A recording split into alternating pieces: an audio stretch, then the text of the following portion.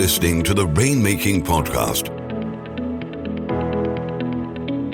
hosted by high-stakes headhunter, author, and professional speaker, Scott Love.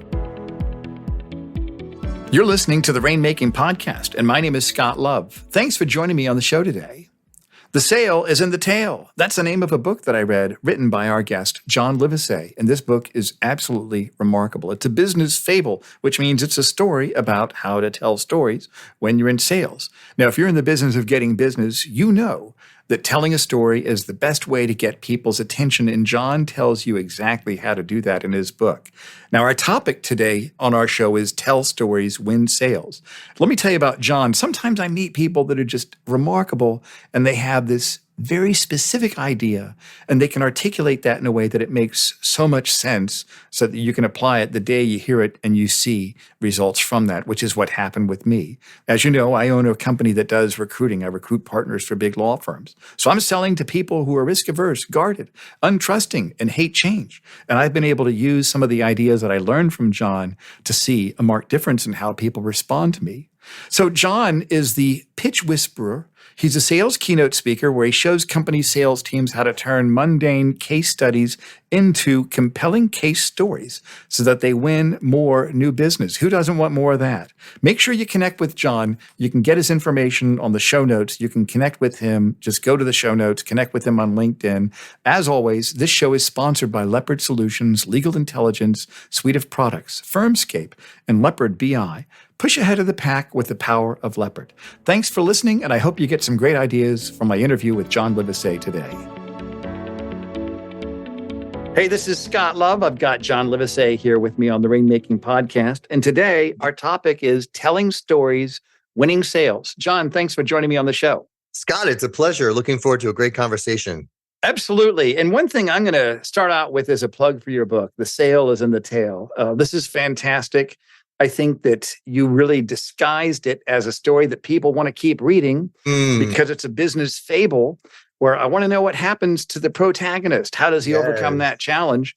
And you buried some really good nuggets in here. So props to you. Good job on that. We're going to put a link to that book on the show notes. So I wanted to start with that so our listeners understand that you're a storyteller that tells a really good story about how we can make more sales by telling good stories. So that's like a triple win. So good job on that. Thank you. And so tell me this then, there were a couple of things that you talk about in the book, and you talk about a repository brainstorm. And I know that people, they're going to come across this when they read a book, but that was one of the most insightful things that I read there. What does that mean exactly when you talk about a repository brainstorm? Sure. When I worked with companies like Olympus Medical, I gave a keynote to their sales team. I taught them how to turn boring case studies into compelling case stories that they could share with doctors and hospitals to get them to want to buy their equipment versus their competitors. And so after we had all of those stories done, and it was across 3 separate divisions, I suggested that they create a repository map, which was interactive. Right. And you could click on any one state and up would pop that particular salesperson's case story. And that's what they're using to not only win new business, but share with other reps in other divisions to make introductions to break down silos between. And I know a lot of law firms struggle to get cross-selling across practice areas. So when you have stories that makes you not feel so hesitant or worried about what to say, you just simply share a 2 or 3 minute story of how somebody in another division helped somebody. And that makes it the introductions across divisions and breaks down silos. And it also has become, Scott, unsurprisingly, a onboarding tool, because people can say to a new rep or a new lawyer or whoever it is, until you get your own success stories, you can start sharing the stories of your colleagues. And also on there is their own personal story of how they got into medical sales or law or whatever it is. And you get to know your colleagues from a personal story of them. And man, that is magic, because one particular woman, Melissa, said, well, I was a microbiologist for years. I just didn't want to spend my whole life behind a microscope. So I got into medical sales. And they said, we've worked with you for 2 years, Melissa. We never knew that. Wow. So it taps, people feel seen and heard when you have a place where they can share their personal stories as well as their case stories. This is interesting. And I hear that there are different variables that align well so that the results are both increasing sales, our Hmm. prospective clients become clients, they want to buy from us, but also building that internal team just Yes, through stories. So tell me again, you said people want to feel seen and heard. Is that right? that is correct. So, especially if you're new in a company or Yeah. you're managing people remotely. And so, when you give them a place to not only share their success case story, but their personal story, that's what makes them feel seen and heard and part of the culture and part of the tribe. That's great. And so, why do you think this is so powerful? What is it about a story that causes us to feel seen, to feel heard, to get Mm. prospects to want to buy from us? Well, Scott, we're literally wired for storytelling. If you go back to the day when we all lived in caves, they told stories by fire and painted Yeah. them on the walls. And so access is a different part of our brain. If you go in presenting a bunch of facts and figures, which tech people and lawyers love to do, you're in the analytical, analysis paralysis kicks in. But if you tell a story, people relax a little bit. They go, oh, this might even be entertaining. And you go on the journey with them, and they're much more receptive to responding emotionally, which is the whole secret that most people don't realize is people buy emotionally and then back it up with logic. But Yeah. you lead with logic, you are not memorable. And so stories do two things for us. They make us memorable. And secondly, they make us magnetic. Instead of pushing out facts, you pull people in with the story. That's fantastic. Tell me about a time where you worked with an organization and they didn't have any clue as to how to do this. And you built this, I'd say, this framework or Hmm. this concept. How did you start from zero to now Hmm. they're increasing their cross communication across departments? They're Right. increasing more business with clients. Give me an example of that, John. Well, let's go back to Olympus Medical. When I started working with them, they were saying to doctors, this equipment we have will make your surgeries go 30% faster. Don't you want one? And it seemed so logical to them. They couldn't understand why they weren't getting more sales. And I said, there's no story there. So I asked a few questions, and now they tell this short little case story. Imagine how happy Dr. Higgins was 6 months ago down at Long Beach Memorial using this equipment, and he could go out to the patient's family in the waiting room an hour earlier than expected. And if you've ever waited for somebody you love to come out of surgery, every minute feels like an hour. The doctor came out, put them out of their waiting misery, and said, good news, the scope shows they don't have cancer. And then turned to the rep and said, this is why I became a doctor, for moments like this. Now, that rep tells that story, Scott, to another doctor at another hospital. And the secret here is that doctor sees themselves in the story and says, that's why I became a doctor. I want your equipment too. That's fantastic. Client said, oh, that Yeah. gives us chills. Not only are we not telling a story, it never occurred to us to make the patient's family a character in the story. And the secret there is the doctor is the hero, not the rep, not the equipment. And the equipment and the rep are just the Sherpa that helped the doctor become the hero in that story. And you see how I pulled you in by saying, if you've ever waited for someone you love, and even if you haven't, you could probably imagine it, or someone who had to do that. That's great. That's brilliant, John. Thank you. At what point in your career did you realize that this is significant? This is what it's all about. Well, I was selling advertising for Condé Nast, which is a lot of different brands from GQ to Wired to Vanity Fair, W, you name it at the time. And I was living in Southern California, and Lexus was one of my accounts. And their agency would say, we looked at 20 different magazines and websites, and we've narrowed it down to 10. We're going to pick 3. So 10 of you get to come in for Media Day, 30 minutes each, back to back to back, and tell us why we should pick you, but do not talk about numbers. We've already analyzed that. That's why you're in the finalists. And half of the reps were deer in headlights. What? I can't talk about circulation or my reader's income. I don't know what I'm going to talk about. And I realized whoever told the best story of the marketing idea and what the editor's vision was and how that attracted the right psychographic for this particular model launch would be the one that got the sale. That's great. And you did it. Mm-hmm. And once you know that storytelling is something you can learn, it's not this gift that only a few are given. It's not like a athlete or an opera singer or something that you have to train for years and years and years, and you have to have this innate talent. There's a structure to storytelling, and I'm happy to share it with your listeners so that they can have a starting point on what do I need to do to start telling better stories? Yeah, that'd be great. What's the framework for that? There's 4 parts. The first part great. is the exposition. Think of Mhm. yourself like a journalist, Scott. The who, what, where, when. Paint that picture. Give us some detail. And if you noticed in the Olympus medical example, I said the doctor's name, how long ago it was, and what hospital he was at. So we have a sense of structure where we're in the story. Then the second part is the problem. And the stakes have to be fairly high or we don't care about the story. Yeah. And the problem in the Olympus medical example is, that poor patient's family is waiting and every minute feels like an hour. The solution is the third step. And that's when the doctor comes out and says, good news, scope shows they don't have cancer. And then here's the magic fourth part, the resolution. What is life like after the solution? Imagine if the Wizard of Oz ended when Dorothy got in the balloon to go back to Kansas and it was like, the end. Yeah. But no, there's that wonderful scene where she's in bed and, oh my God, there's no place like home. And you were there and I'm so grateful. And that's what makes that a classic story. And in this case, the resolution to the story was the dialogue that the doctor had with the rep about, this is why I became a doctor. Without that resolution on that story, it wouldn't be nearly as powerful. That's great. I like how you give that structure, John. This is something I see with law firms, especially as they're trying to recruit, is that they think all they have to do is show the statistics. All they have to do is say they've got great culture, but the problem is all their competition has great culture too. Yes. It's kind of like saying we've got airbags. Everybody's got airbags. It's just, you've got air conditioning in your car. Yeah, that's right. God. It's just, that's table stakes now. But each story is unique because it's their story. And that's something I've tried to do when I try to recruit people is here is the arc. Here is the problem. You're the solution. You can come in and be the hero. And that's what really motivates all of us, I think. So I think, props again to you for really coming up with something that has some structure.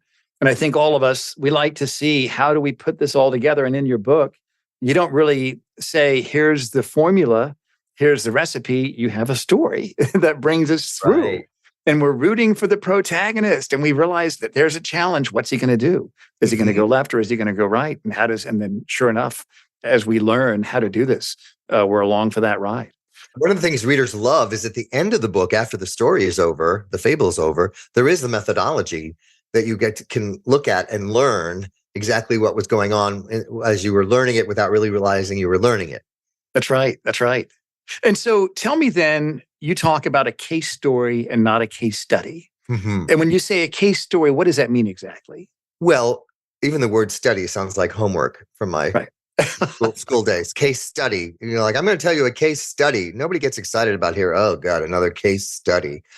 And a case story is exactly what I just shared of that story of the doctor putting the patient's family out of their misery. So taking people on that journey, I can give you another example of it, is the secret, because when you tug at people's heartstrings, Scott, they open the purse strings. Yeah. And what's so great about a case story is it's 3 things. Is it clear? Is it concise? And is it compelling? Now, why does it have to be clear? Because the confused mind will always say no. If you put in a bunch of acronyms or whatever it is that nobody understands, they're just like, I don't get that. Why does it have to be concise? So that people can remember and repeat it at what I call the meeting after the meeting. So put yourself in a client's shoes. Let's say they're interviewing law firms. They hear 3 presentations.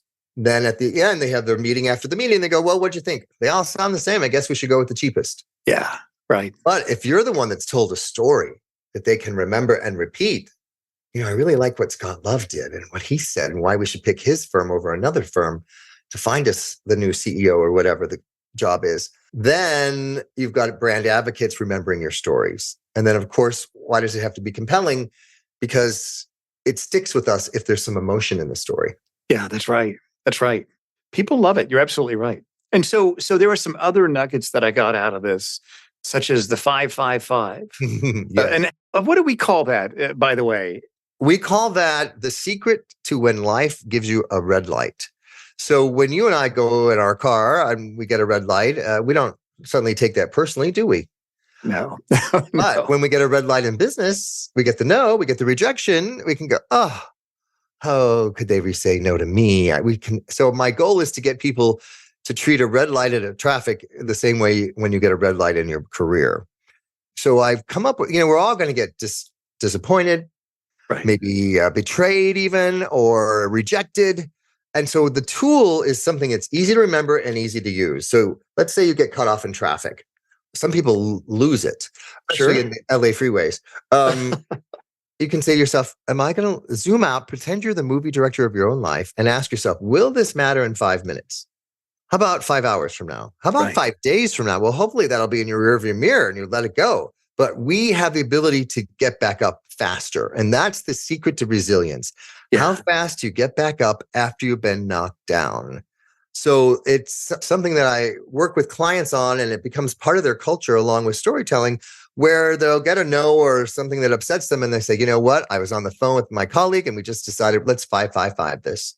We're not going to talk about it anymore. We're going to let it go and move on.